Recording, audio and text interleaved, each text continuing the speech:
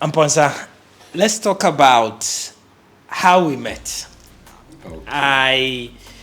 I don't want to jinx it, but you are the genesis of a lot of things that people see now, and I want us to talk about it.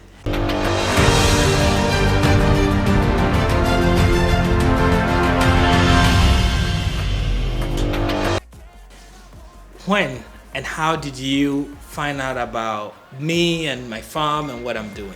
Okay, nice. I love it. Yes, I love it. You know, when I wanted to do the farming, Yeah. I started going online Yeah. to check anything about farm. Uh-huh. What I'm crazy about to see somebody just put something about farm. Yeah. I'll go to the page, check everything. Yeah. So I was checking that time. You used to cut cassava peels, Yeah. cut this thing. You go and cut grass. Yeah. You Cut you it. chop with Yeah. cutlass. Yeah. I was watching you. Yeah. That's where you brought in the brachyria grass. I said, this guy. I reached out to you. You told me that you were in. Welcome. I Yeah. said, right now. Where were you by then? That time I was in Ibri. Ibri. Okay. Yeah. That time when I was in Accra, Yeah. I was watching your video. Yeah. Yeah. That was like 2018 there or 19 there. 20. Yeah, I was watching. Yeah. That was on Facebook. Yeah. I started from Facebook Yes, first. not That's from this YouTube. thing. That was from Facebook. Ah. So Facebook is where I got your WhatsApp line. Okay. Yeah, that was like early stage. Yeah. So when I we got didn't- in touch with you about the grass, you gave me a number called Godfred. Yeah. So I got in touch with Godfred. Yeah. And I made payment. Yeah. The first payment I spent like 10,000 Ghana cedis. You remember? Yeah. And I planted. The rain Didn't. Yeah. fall when I planted it, Yeah. so all dry. That was the first mistake Yeah. I did Yeah. because I needed to target the rain Yeah. well before planting, but I just love the mistake. Yeah. So you watch So us on later on- YouTube. Yeah. Later on, I said, no, I need to get a few soccer. So Yeah. I contacted you. I contacted you Yeah. and asked you, and you said, okay. You said you were checking up on me always. Yeah. I've also put a thing. I said, Charlie, still no rain. And you I said, remember. "Oh." Yeah. And I said, okay, I should order some, maybe Small one, four, yeah. like 5 pieces Yeah. of, because we were selling it in sack. Yeah. Yeah, so I ordered and planted it Yeah. to have, after all, some one Check plot. to see if it's gonna work. Yeah. So it came very nice, Yeah. very nice. So from there, me too, I started uprooting, Cutting, cutting, following, the same thing. Yeah. But damn, it was not easy. It was not easy because the grass of brachyria is different from our local grass. Yeah. Only the root. Yeah. If brachyria is here, the root can reach to here. Yeah. So it's spread. So Yeah. if you need to remove it, it's not easy. Yeah. So basically, that's what we're doing. And just to give you some genesis, I also I got about only maybe less than 5 kg of brachyria grass into the country and started planting. I think I nursed it, transplanted it to maybe about 2 acres, and then it grew. I started feeding my animals with it. I started seeing the results, them growing well. Like everybody was talking, hey, what's happening with your brachyria grass? But when I was planting, people thought I was crazy. People are like, I remember bringing some women. I faced the same Yeah. thing as myself. I planted grass. I brought some women from my village to come and plant it, and they would tell my mom, what's wrong with your son? Why is he paying us to plant grass? Meanwhile, we have grass everywhere. So it went on, and I think a friend visited my farm and said, hey, what you're doing here is really good. Why don't you record and share with other people? So I started talking about brachyria grass, and you were the first person that actually reached out and said, hey, can I buy some of this? And I was like, I don't even have a price for it, but I know that to be able to get it to you, there's work.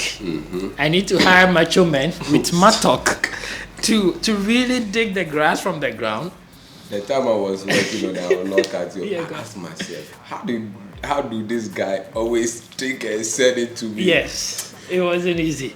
But no, that's why it's important that, I said this interview is very important to me because it showed people. Now people come here and they buy this seed and they go and plant and it's easy. Like you and I are the genesis of what we see here, right? And to me it's very important to me because it's not easy. I went to Southern California and I was being given a tour. I went to a ranch that has 70,000 cows. As I was there, like every second a cow was giving birth. That's how it is.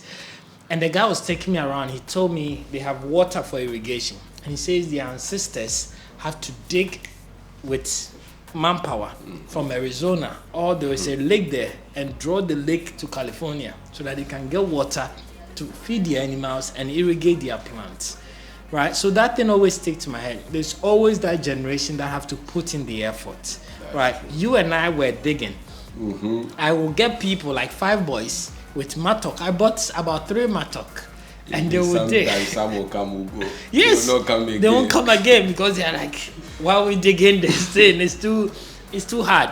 But then after you dig it, now you have to take it. And I have about 5 women that are cutting the top because it's a grass. So you have to cut the top. And then after you've cut the top, you now have to cut the roots into pieces and then put it in a sack. Charlie, carry that sack from the farm to the town to put it in VIP and send it to people. This was the beginning of brachiaria grass that most of you buy seeds and then easy to go. And that's where it started. And the goal for me wasn't even to sell till you came along and bought that amount. And I was like, what is going on here? This is something that other people are interested as well. So let's do it well. And so I started. I remember one vacation, so I have a school. I told all the teachers, if you're ready to work, I will pay you this amount. Come to my farm. I got all the teachers, the men, they all uprooted. We cut it into pieces and planted from 2 acres to 11 acres. Straight. I had corn. So the corn grew to a certain level and I put brachiaria grass under all the corn. So the moment I harvested the corn, brachiaria grass has come. And then started harvesting. And now, tell me, how many acres of land of brachiaria grass do you have now? Okay, right now I've planted 7 acres. 7 acres. So 7 acres of brachiaria grass in the rainy season, harvesting consistently. Steady. Right now, the main problem is to get good machine because brachiaria grass, no fear, no weather. What do you mean by no fear, no weather? Means that brachiaria grass can face dry season. Even in the dry season, it will not come faster like the rainy season. But it will come. If in the rainy season, it takes like 1.5 months. In the dry season, maybe 2 months. It depends on your land. So it can take like 2 months, 2.5 months. But brachiaria grass will not die. That's the reason why I chose brachiaria grass. It will not die to keep growing. You harvest it and then it grows again. You harvest it, it grows. The only job is to cut. And preserve. And you know what I love about it? The fact that once you're able to control the weeds at the beginning stage, that's it. You are done. Nothing grows there again. So as you said, your only job is to cut, right? And talking about cutting, I mean, I have gone from every stage where I will have literally laborers to come and weed, and they will charge me, to buying the bush cutter, you put it at your back and cut, to having a walking tractor, to now using a real tractor. So which stage are you now? What are you doing, Tommy? I'm using bush cutter. You're using the bush cutter? Yes. Great. I mean, the bush cutter works. For 7 acres, it will work for you, especially if you don't have any, rocks and stuff in there, it will still work. The issue with the bush cutter for me is that it's not very powerful in terms of sparking it. That's the main thing. Sometimes when you are ready to work, it will fail you. You try to turn it on, turn it on. Right now, my bush cutter, the bar have break.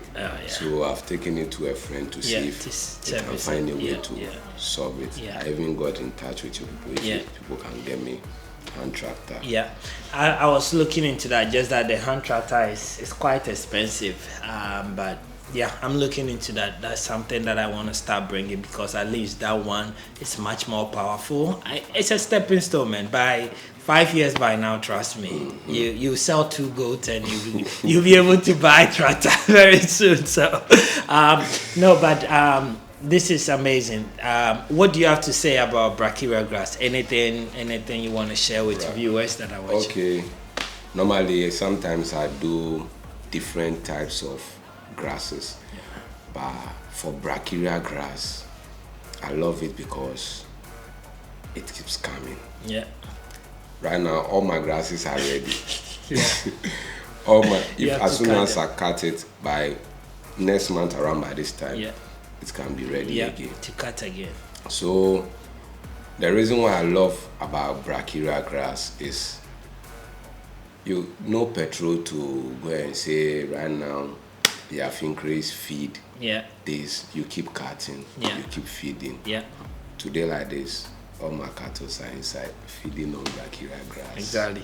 And I know most people start goat farming and I'll not cut you now.